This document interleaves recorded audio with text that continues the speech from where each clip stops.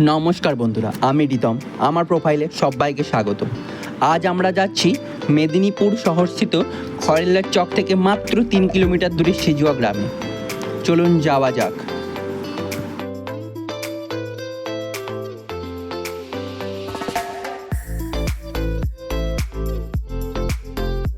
এই সিজুয়া গ্রাম তার প্রাকৃতিক সৌন্দর্যের জন্য বিখ্যাত। দুদিক ভর্তি শাল গাছ আর মাঝখান দিয়ে বাইক নিয়ে যাওয়া এক আলাদাই অনুভূতি। দেখতে দেখতে পৌঁছে গেলাম সিজুয়া গ্রামে। আপনারা উপভোগ করুন। এটাই হলো সেই সিজুয়া গ্রাম।